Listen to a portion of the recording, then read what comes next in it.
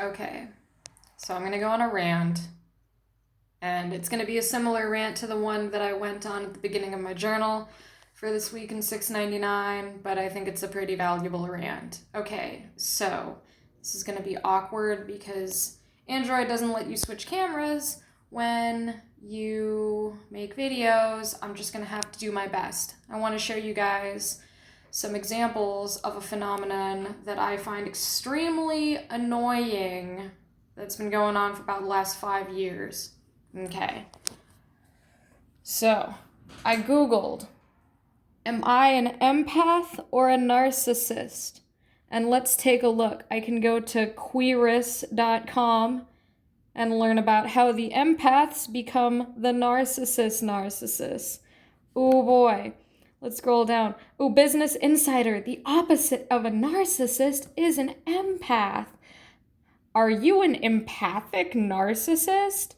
Ooh, therapyroot.com. The parasitic relationship between a narcissist and an empath. Oh my God, shut up. Like,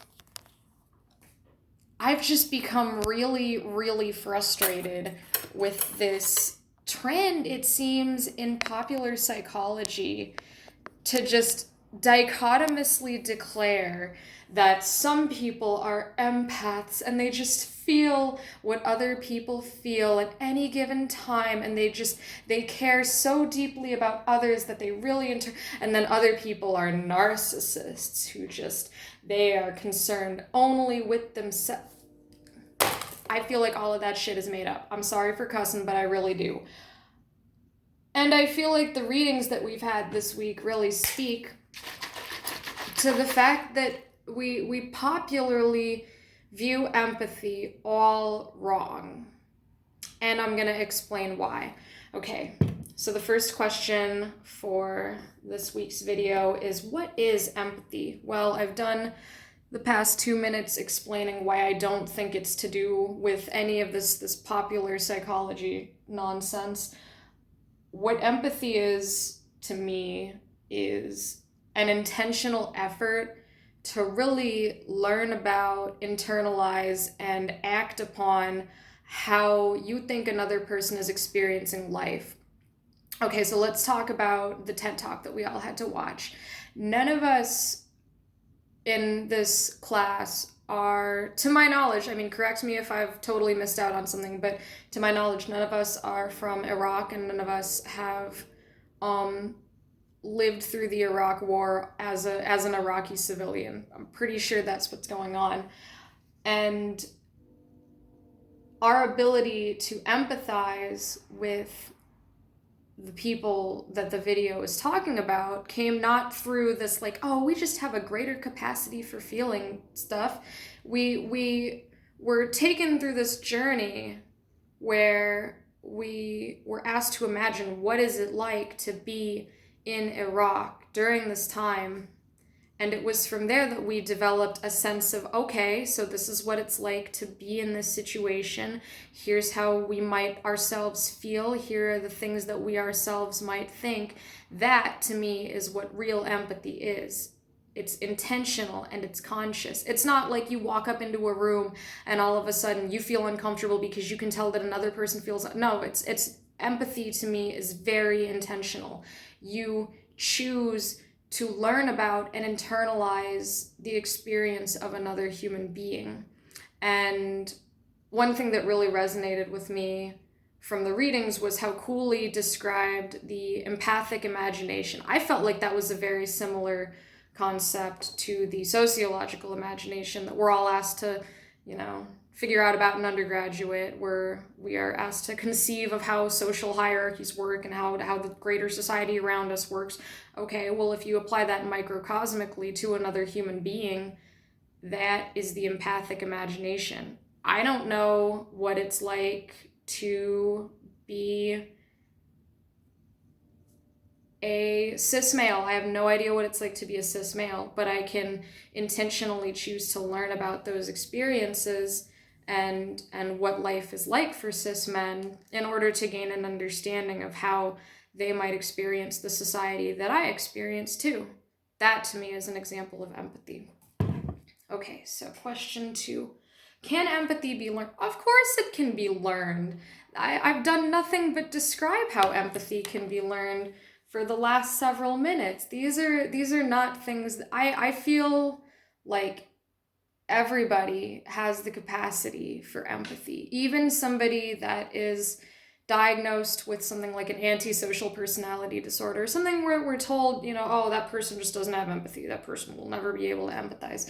No, I think that everybody has the capacity to choose to learn about another person and activate that empathic imagination, put themselves in their shoes. And while some people may have an easier time feeling and processing the things that other people go through, everybody has the capacity to learn about what another person goes through or another group of people goes through. Okay, and so from the reading, the example that was given was the In Her Shoes domestic violence simulation. And this is just one example of a great many simulations that we have nowadays. I'm sure a lot of you are probably familiar with poverty simulations. At first, I was really hesitant to accept the idea of poverty simulations because I've lived in poverty for most of my life, and I'm like, why? I was almost offended at first when I found out these things existed, because I was like, why would somebody need to simulate poverty in order to know that poverty sucks? But then we had a poverty simulation, not at was it at Ball State? There was a poverty simulation that a lot of people in my Soc 488 class took, an undergraduate, and they went through it, and the way that they were talking about it really resonated with me, because they were having them basically do things that were like, okay, here you have your mom to take care of, you have this many dollars a month to live off of, and oh now your car's broke down, how are you going to figure that out? And the way that they were talking about how stressful it was, and I only have this much money to make it to the end of the month, I was like, wow, they're actually learning what it's like to be in poverty. How do you know? So I think that sometimes simply asking, about what an experience is like, maybe that's not, I don't want to say it's not efficient, but maybe one of the better ways to really gain a sense of empathy is by living through something yourself and figuring out what it's like to be in those shoes. So I thought that the domestic violence simulation article was pretty on point for describing what a simulation can do. And number 3, what role does sociology have in promoting empathy? Well, there are a lot of different ways to answer that.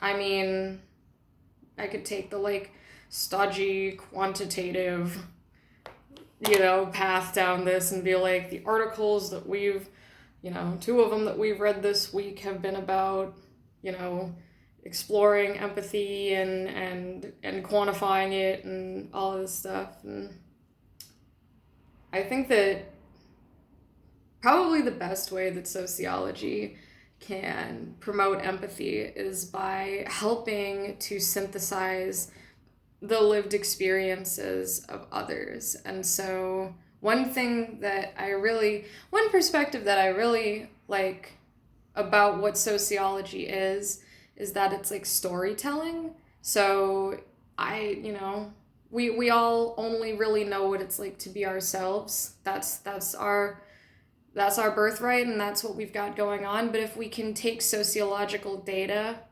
of any kind and use it to synthesize the lived experiences of others, then we create a capacity for learning and for growth and for trying to see things from the perspectives of others. And it is through that storytelling that we can promote empathy. And I after this week, I'm really interested in presenting sociological data in this really new way.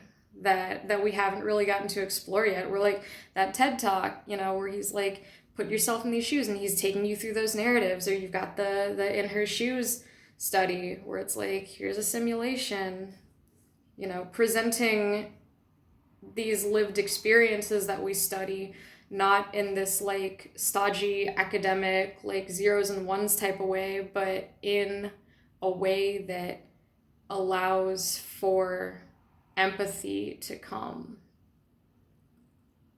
That's something that I'm definitely interested in exploring. Like I think that'd be pretty cool. Like if you did like an ethnography of like a group of people, and instead of writing it in this like very like sociological vernacular, you wrote it in such a way that's like if you wrote it in second person, like that'd be so sweet. How long have I been talking? Damn.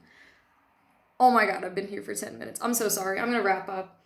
Okay. But yeah, I I definitely do support the promotion of empathy and believe that sociology has the capacity to help promote it. I'm super for it. Cool. Thank you.